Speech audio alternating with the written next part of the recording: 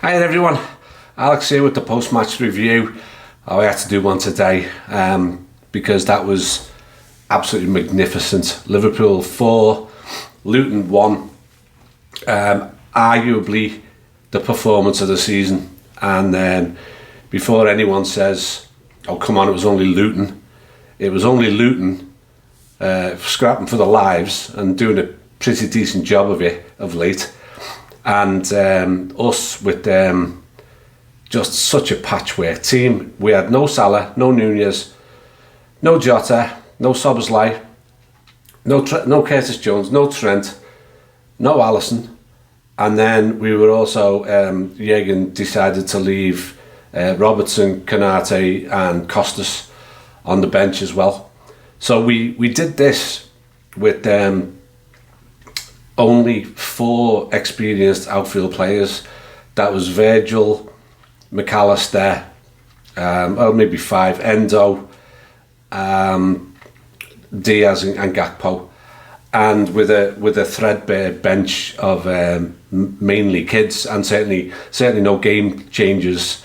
These kids are brilliant, but none of them are experienced enough, and we had normally we've got 4 or 5 on the bench who can change the game. We didn't have that luxury today.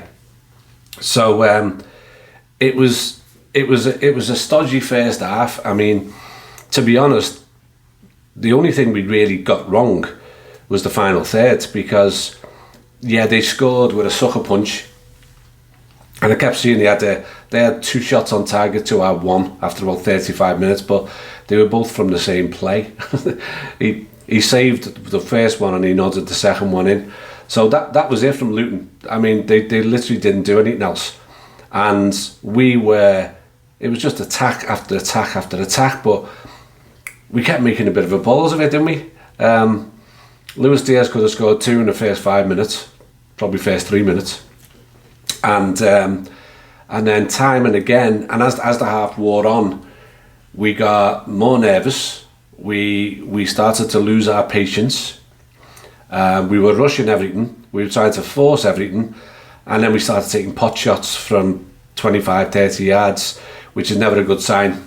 That you're on top of your game. We were stopping to pass. We were stopping passing, and not remembering that there was still an hour to go, and we should have been using the time and the space more effectively than we were. That was the only thing wrong with the first half.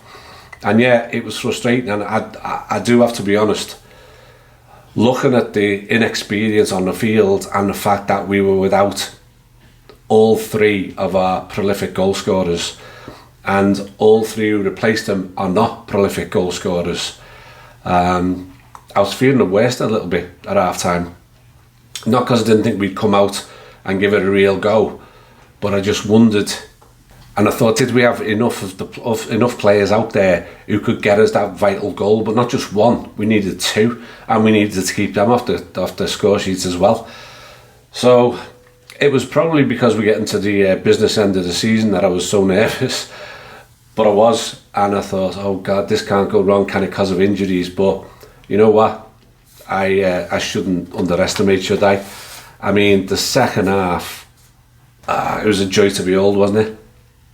It was simply sensational, and just quite brilliant football from start to finish. We scored 4. We could have had 7 in that second half. Luton offered almost nothing. They got a couple of corners and a couple of free kicks, but other than that, we just swamped them. We absolutely swamped them. Goals. From all the ones I was saying before the game, there was a couple of people messaging me, and I was saying, I'm a bit worried about this forward line. None of them are prolific goal scorers, and we need them to step up. And at half time, I'm like, look, they're not prolific goal scorers, and look what's happening. Guess what? They all came through. Every one of them. Harvey Elliott bagged a cracker at the end.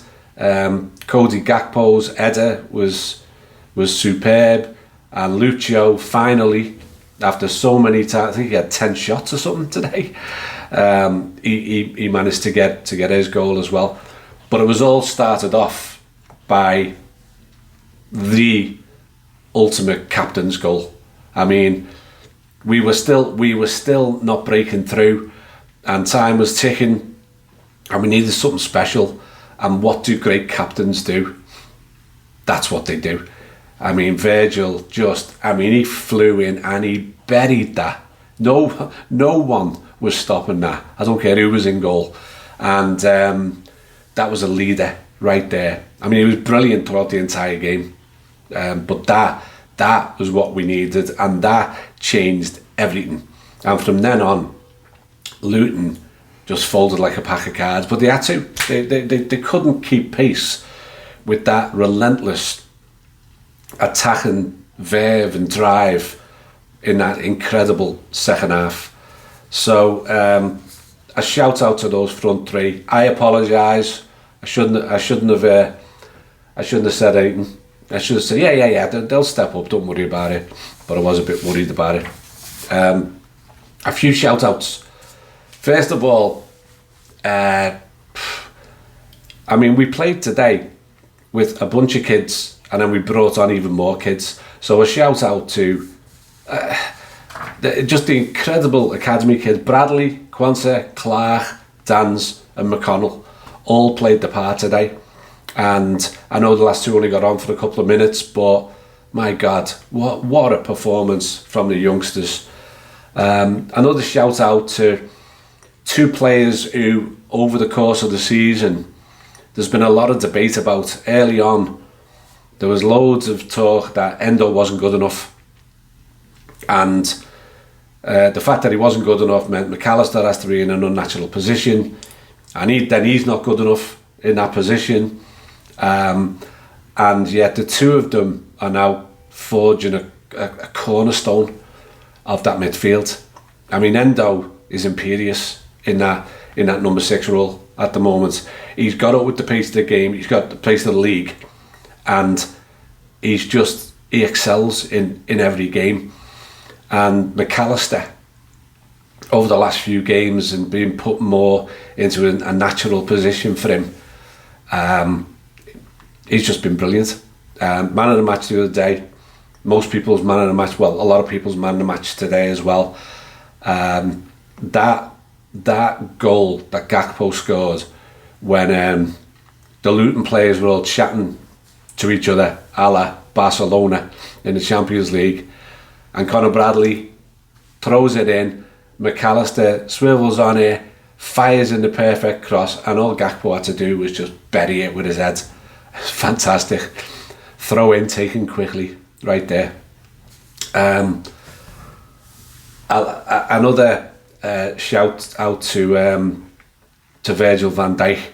He's another one who I remember early on in the season people saying he's not a captain. He shouldn't be our captain. Should have gone to somebody else. Well, he has stepped up brilliantly.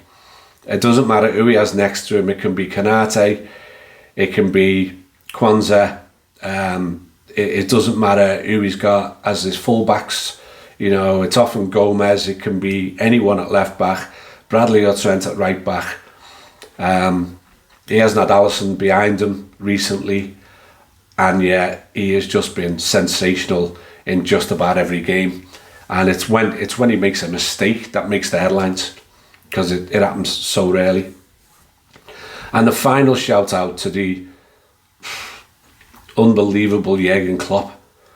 I mean, to pull out a 4-1 win over a team battling relegation with that level of performance, with a bunch of kids and what would have been reserve players at the start of the season, is management of the highest possible standard. And his in-game management this season has probably been better than at any stage in previous seasons.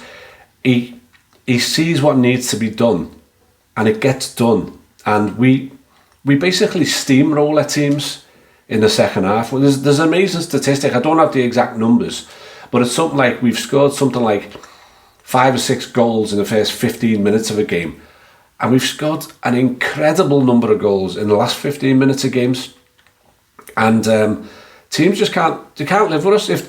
If they try to, they can't do it for 90 minutes. They can do it for 45. They can go toe to toe. But then either it's our, well, I think it's a combination of our fitness, the quality of our squad, and the brilliant tactical awareness of our manager that in the end beats just about everybody. Let's face it, the Arsenal game the other week was an anomaly because it was the first time, I think, all season that we actually were outplayed. And considering the games we've played and within 4 competitions, that's pretty incredible that we've had one game all season where we're actually outplayed. So anyway, 12 games to go in the league. Cup final coming up on Sunday. Europa League yet to come, and the next round of the FA Cup yet to come. It's all still on.